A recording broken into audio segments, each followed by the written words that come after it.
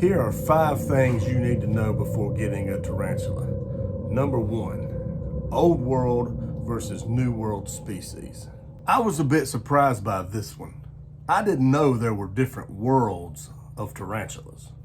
The main difference is the potency of the venom.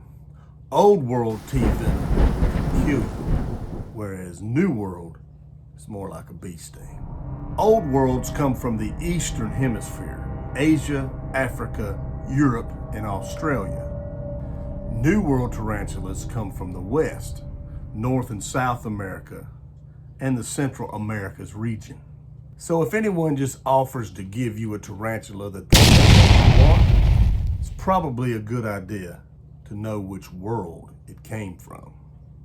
Number 2, tarantulas are clumsy, and their habitats need to consider this. When I got my first tarantula, I thought, huge habitat, so it has a lot of freedom, right? I was quickly reprimanded by the expert tea community concerning the height of my aquarium and the dangers of falling. The right grade or fineness of screen top is also important to note, as tarantulas can get their legs caught and end up injured or worse. Sure, we can use a well-ventilated aquarium. We just need to make sure there's plenty of hangs or stuff that it can climb around on. And be careful that the overall distance from the ceiling to the floor is not too great. Which leads us to the next point. Number 3, more substrate. It's somewhat of a trope or a joke in the tea community. Seems someone is always pointing out that a habitat needs more substrate. For good reason. Many tarantulas are burrowers and need a good 6 to 8 inches of substrate to allow them to dig.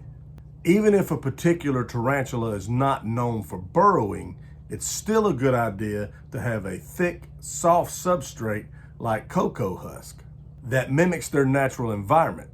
And like we said in point number 2, gives them a soft place to land in case they were to fall.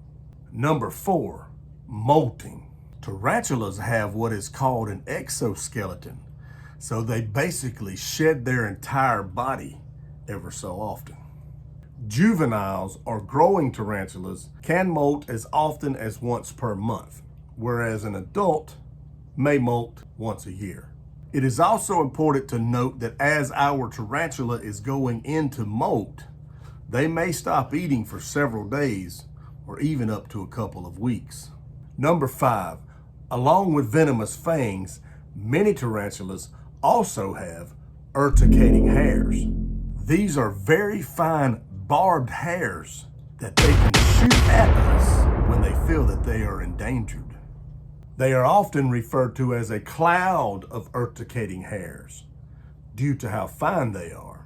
And they can cause serious irritation if they end up in your eyes, nose, or throat.